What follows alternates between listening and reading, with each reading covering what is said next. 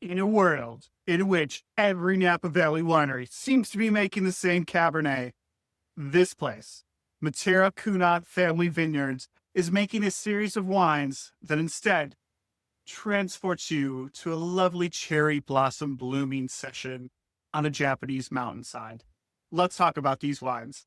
I'm Nick, and this is Pair This With Four Pours Deep, where instead of our normal quick reviews and pairing ideas, we go a little bit deeper on just one winery that I'm a really big fan of. Real talk, Napa Valley wine can be very intimidating. It's expensive. It can be a little snobby, and they're these big wines with these cult followings. And you just don't want to spend that much money and get it wrong. So instead of trying something new, you reach for a name that everyone knows, that's tried and true, and just keep going down the same path. But today we're going to talk about Materra Cunat Family Vineyards, how they're doing something different. And I'm going to give you four reasons, four pours to try one of these bottles or any other delicious wine from Materra Cunat Family Vineyards. Reason one, you're going to taste wines that you can't get anywhere else. They grow some varietals that you won't find elsewhere in Napa Valley. Well, very rarely in Napa Valley, like this Albarino. There's only 12 places, last I checked, in Napa Valley that are known for doing their Albarino. And Materra Cunat doesn't just do an Albarino, they do it in their Japanese series. What's their Japanese series? Well, let me tell you. One of their co-owners, Miki Cunat, is of Japanese ancestry, and she wanted to create this series of wines to honor her family's heritage and evoke places, feelings, times of the year in Japan that these wines made from grapes grown at their estate, Oak Knoll, Napa Valley, can transport you to Japan. This Albarino is called Yamabuki, and it's named after a Japanese yellow rose.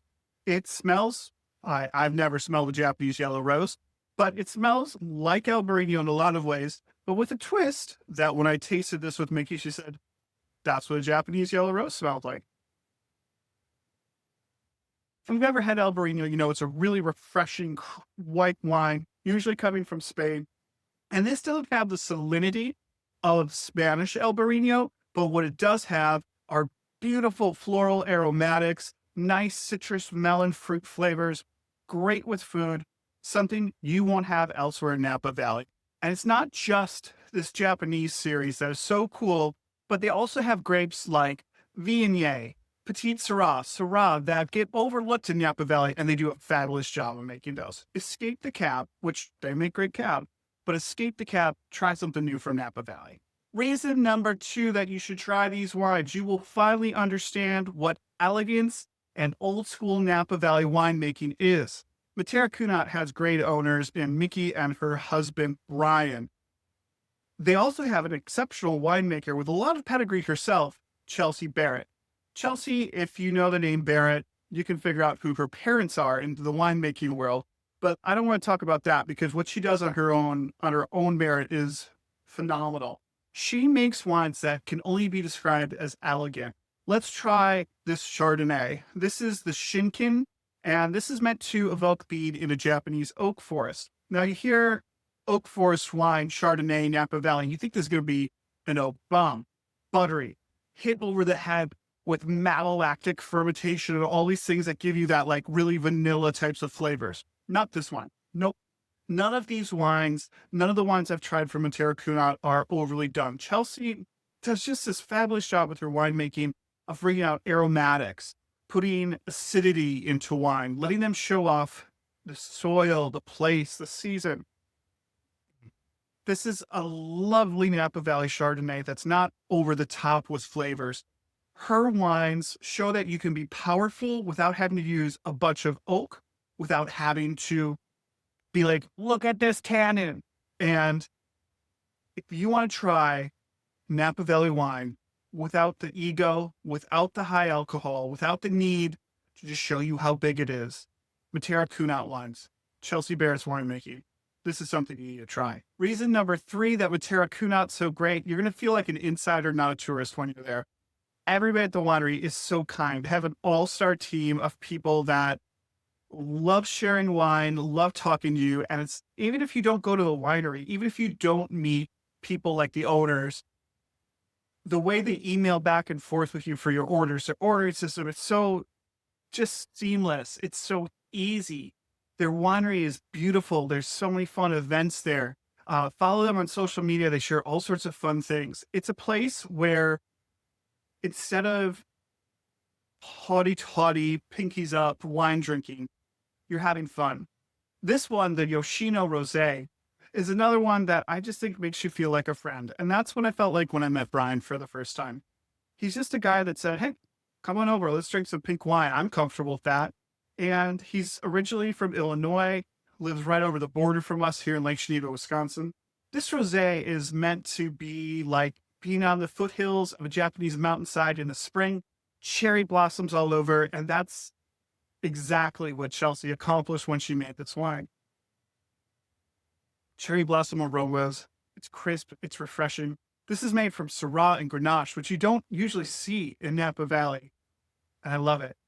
Go there, email them, follow them on social media, and feel like you're part of the team. That's Team Materra Cunat Family Vineyards. And reason number 4, you should try these wines. You don't actually have to go to Napa to try them. You don't have to be rich to try them. Unlike some cult wines that are tasting room only, you need to get on a list, you need to spend hundreds of bucks. These, while they're not cheap, they're not $10 wines. These are accessible wines. They have wines that are priced fair for the quality that goes into them. And if you can get to the winery, they'll do a great tasting experience. If you want to have them shipped to you, which the Japanese series, you need to get shipped to you or purchase at the winery, they'll do that. If you want to do a virtual tasting with someone from the winery, they have virtual tasting kits you can purchase. And so you could do it at home with your friends and talk with someone from the winery, or you come into my day job, Lake Geneva Country Meats, and we have not these ones, not the Japanese series, but their Chardonnay, their red blend, their Cabernet available for you that you can buy and enjoy some quality Napa wine. This last in the Japanese series, the Ogama, I think it sums up a lot about Materra Cunat. So it's named after a toad. I believe it's a toad that is ridiculously huge and belches out rainbows. I couldn't entirely understand the Japanese translation, but this is fun wine. It's, again, Grenache isn't something you see in Napa Valley. We're hitting all these points. It's got these beautiful, it's like just belching rainbows of fruit, cherries, blueberries, raspberry. It's a fun wine. It's a food-friendly wine. And it's just everything, ties back to the Japanese culture. Everything to love about Materra Cunat Family Vineyards. Thanks for going 4 pours deep with us. Pair this with, we have lots of short reviews with easy wine pairing ideas. If you subscribe, you'll see them in our shorts section. They're easy to watch. You can search, find things you're looking for. And I really do hope you liked that we're able to take a little bit more time to talk about what makes Materra Cunat Family Vineyards so awesome. I want to highlight wineries that are doing great work, are worth your investment, and they're people you should support. Tell me in the comments, have you tried Materra Cunat wines? What's your favorite? Which winery should I talk about next? Thanks so much for watching. Cheers.